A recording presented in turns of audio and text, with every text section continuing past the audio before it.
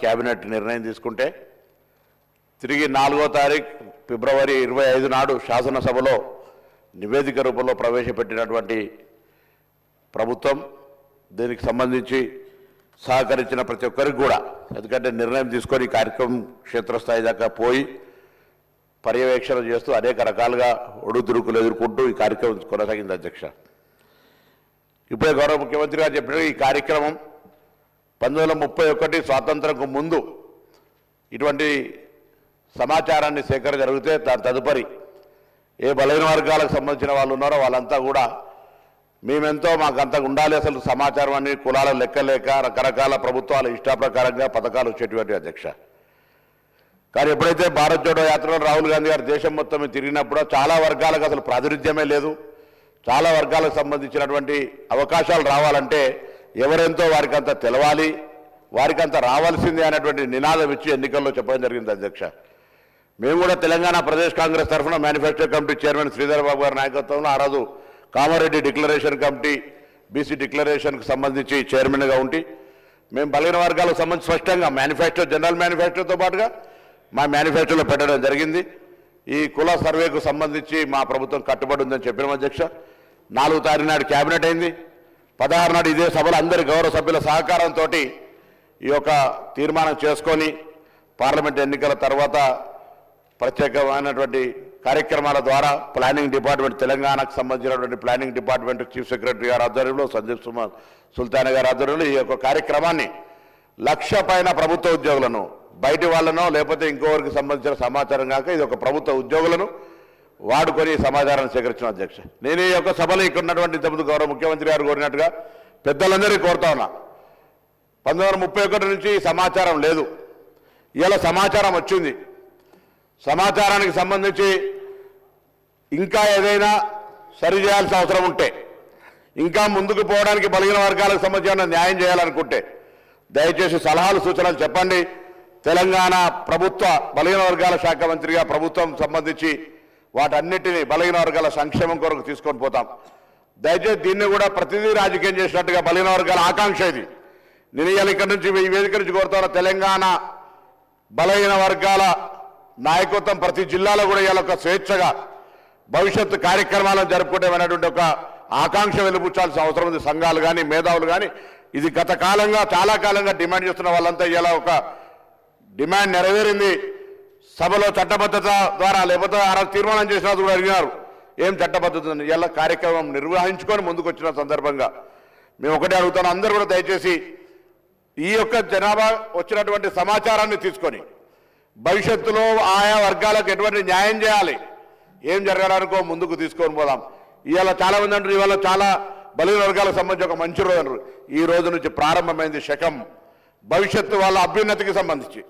ఈ ప్రభుత్వంతో పాటుగా భవిష్యత్తులో ఎక్కడైనా ఏడైనా ఈ దేశానికి రోల్ మోడల్గా తెలంగాణ ప్రభుత్వం తీసుకున్నటువంటి యొక్క సమాచార సేకరణ బరాబర్ తెలంగాణ రాష్ట్ర యొక్క తీసుకున్నటువంటి కార్యక్రమం యావత్ దేశంలో నిన్న కూడా గౌరవ floor of leader Rahul Gandhi గారు పార్లమెంటు వేదికగా చెప్పినారు, తెలంగాణ ప్రభుత్వం తీసుకుంటున్న చర్యల్ని ఇది తెలంగాణ ప్రభుత్వంకే కాదు తెలంగాణ ప్రాతినిధ్యం వహిస్తున్న ప్రజాప్రతినిధికి కూడా గౌరవం అనే మాట చెప్తున్నారు. ఇటువంటి ఒక అవకాశాన్ని కల్పించడానికి అందరూ కూడా అధికార పక్షమా, ప్రతిపక్షమా, మిత్రపక్షమా, ఇంకొక విపక్షమా సంబంధాలు అందరూ కూడా ఇలా నిజంగా బలహీన వర్గాలకు సంబంధించి గొత్తెత్తి వారికి న్యాయం చేయాలనే డిమాండ్ చేసే ప్రతి రాజకీయ పార్టీ దీన్ని స్వాగతించి దీని భవిష్యత్తు ప్రణాళికకు సలహాలు ఇచ్చి కార్యక్రమాన్ని ఏ విధంగా తీసుకుపోవాలనేటువంటి మాట చెప్పి ముందుకు పోవాలని కోరుతాను. ఎందుకంటే ఇది ఒక డైరెక్షన్. ఇలా నిర్ణయం నుంచి నివేదిక వచ్చిన తర్వాత ముందుకు పోవడానికి తీసుకునే రోడ్ మ్యాప్కు సంబంధించి సభలో చర్చకు పెట్టడం జరిగింది. దీని ద్వారా రోడ్ మ్యాప్ నిర్ణయించినట్టయితే భవిష్యత్తులో అందరికీ ఒక మంచి మార్గదర్శనం దొరుకుతుంది. ఈ సభ తెలంగాణ వ్యాప్తంగా ఎదురు చూస్తున్నటువంటి బలహీన వర్గాలందరికీ కూడా ఒక అవకాశం ఇచ్చినట్టు. అధ్యక్ష, నేను 1986 మురళీధరరావు కమిషన్ వచ్చినాడు విద్యార్థిని. అధ్యక్ష, నా మాజీ బీసీ వెల్ఫేర్ మినిస్టర్ కమలాకర్ గారు, ఇప్పుడున్న కేంద్ర మంత్రి బండి సంజయ్ గారు కరీంనగర్ సంబంధించి అందరం కూడా ఆనాడు కమిషన్ మూవ్మెంట్లో పాల్గొని నినదించినటువంటి వాళ్ళం ఇవాళ శాసనసభ్యులుగా ప్రభుత్వంలో ఉన్నటువంటి వాళ్ళందరం కూడా ఇది ఒక చట్టం, ఒక సేకరణ, సమాచార సేకరణ జరిగి భావి తరాలకు న్యాయం జరగడానికి ఒక ప్రతినిధిగా, బలహీన వర్గాల ప్రతినిధిగా ఇలా మా ప్రభుత్వం ఇచ్చినటువంటి అవకాశాన్ని చూసి ఈ కార్యక్రమం చేపట్టడం అంటే జీవితంలో ఒక గొప్ప కార్యక్రమం అనే మాట ఈ సందర్భంగా గమనిస్తున్నారు. దీనికి సంబంధించి మా నాయకుడు రాహుల్ గాంధీ గారు కానీ, గౌరవ ముఖ్యమంత్రి గారు కానీ, ఉప ముఖ్యమంత్రి గారు కానీ, కమిటీ చైర్మన్గా మాకు మార్గదర్శకత్వం చేసినటువంటి ఉత్తమ్ రెడ్డి గారు కానీ, సహచర మంత్రులు కానీ, గౌరవ ప్రతిపక్ష నాయకులు కానీ, ఇతర రాజకీయ పార్టీల నాయకులందరూ కూడా ఒక బలహీన వర్గాల మధ్య ధన్యవాదాలు తెలియజేస్తా ఉన్నా. దయచేసి భవిష్యత్ సంబంధించి కొత్త చెప్తా ఉన్నారు, అక్కడక్కడ పత్రికలు చూస్తా ఉన్నాం. వాస్తవంగా 1931కి ముందు తర్వాత ఎక్కడ కూడా బీసీలకు సంబంధించిన లెక్క లేదు అధ్యక్ష. చాలా మంది చెప్తున్నారు గతం కంటే తక్కువ ఉంటే, గతం కంటే తక్కువ ముచ్చటకు రానే రాదు, ఇప్పటివరకు లెక్కనే లేదు కదా. లెక్కనే లేనప్పుడు ఇలా జరుగుతున్న లెక్క రేపు కొలమానం అవుతుంది. దీనికి సంబంధించి ఎక్కడైనా ఇంకా భవిష్యత్తులో మళ్ళీ 5 సంవత్సరాలకు 10 సంవత్సరాలకు కులగణన జరిగే సందర్భంలో అటువంటప్పుడు తప్పకుండా మార్పు అవసరం అనుకున్నాడు. పెరిగిన జనాభా ప్రకారంగా వస్తుంది. ఇవాళ జరిగినటువంటి ప్రక్రియ ప్రతి ఇంటికి పోయి ఎవరైనా సహకరించకపోతే సహకరించి ఉండకపోవచ్చు, కానీ సహకరించిన ప్రతి వ్యక్తి దగ్గర వారిచ్చినటువంటి స్వచ్ఛంద సమాచారాన్ని తీసుకొని ఇవాళ ఇంత పెద్ద ఎత్తున ఒక నివేదిక తయారు చేసి 4 వాల్యూమ్స్గా సబ్ కమిటీకి సమర్పించినారు. సబ్ కమిటీ కేబినెట్ అప్రూవ్ చేసుకొని ఇవాళ సభ్యుల ముందు చూస్తారు. ఇంత పారదర్శకంగా న్యాయబద్ధంగా బలహీన వర్గాలకు న్యాయం చేయాలనే చిత్తశుద్ధి కాంగ్రెస్ పార్టీలో ఉంది కాబట్టి కార్యక్రమం తీసుకోబోతున్నాం అధ్యక్ష. 2011 సెన్సస్ ప్రకారంగా తీసుకున్నట్టయితే ఇవాళ 2025 ఈ యొక్క కుల సర్వేకి సంబంధించి తీసుకుంటే ఎందుకో కొంత అక్కడిక్కడ మాట్లాడుతున్న దానికి ముందే సరిచేసే ప్రయత్నం చేయడానికి నేను వాళ్ళంతా సహకరించమని కోరడానికి లెక్క చెప్తా ఉన్నాను అధ్యక్ష. 2011 జనరల్ సర్వేలో ఆనాడు తెలంగాణకు సంబంధించిన లెక్క తీస్తే 3,50,00,000 మంది ఉండరు అధ్యక్ష. ఇలా 3,70,00,000 మంది ఉండరు అధ్యక్ష.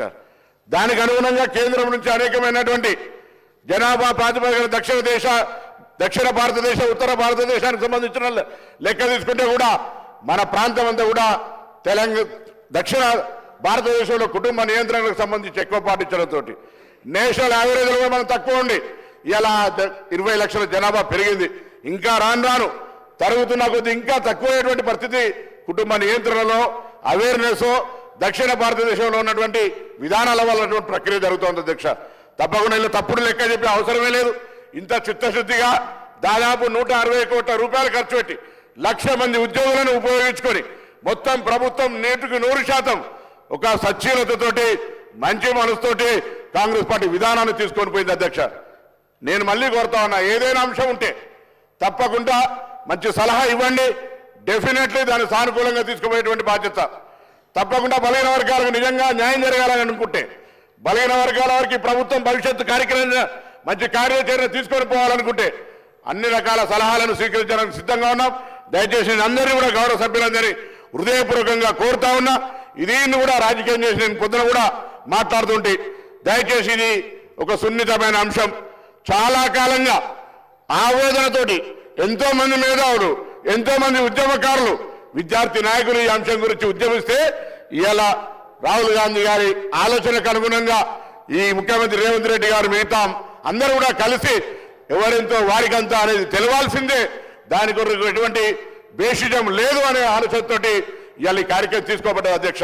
కాబట్టి దయచేసి సభాధ్యక్షులుగా మీరు దయచేసి ఇటువంటి సెన్సిటివ్ ఇష్యూను అందరికీ బలహీన వర్గాలకు న్యాయం జరగాలనే ఆలోచనతోటి ప్రభుత్వం ఒక కార్యాచరణ తీసుకుపోయే సందర్భంలో దీన్ని కూడా ఏదైనా అటువంటి మిగతా రాజకీయ అంశాలను సంబంధం లేకుండా బలహీన వర్గాలకు న్యాయం జరగాలి, ఒక రోడ్ మ్యాప్ రావాలి, రాబోయే కాలంలో సాంకేతికంగా ఎటువంటి పథకాలు వీళ్ళకి అందించాలి, ఏం చేద్దామనే దాని కొరకు ఆలోచన చేయాలని సందర్భంగా కోరుతూ మీ ద్వారా గౌరవ సభ్యులందరికీ ఈ కార్యక్రమం నిర్వహించిన ప్రతి ఒక్కరికి కూడా మరొకసారి, ఎందుకంటే ఒక ఉద్యమ బిడ్డగా ఈ బలహీన వర్గాలకు సంబంధించినటువంటి నినాదంతో బలహీన వర్గాలకు న్యాయం జరగాలనే ఆకాంక్ష నెరవేరుతున్నప్పుడు దానికంటే మించిన సంతోషం ఇంకోటి ఉండదు అధ్యక్ష.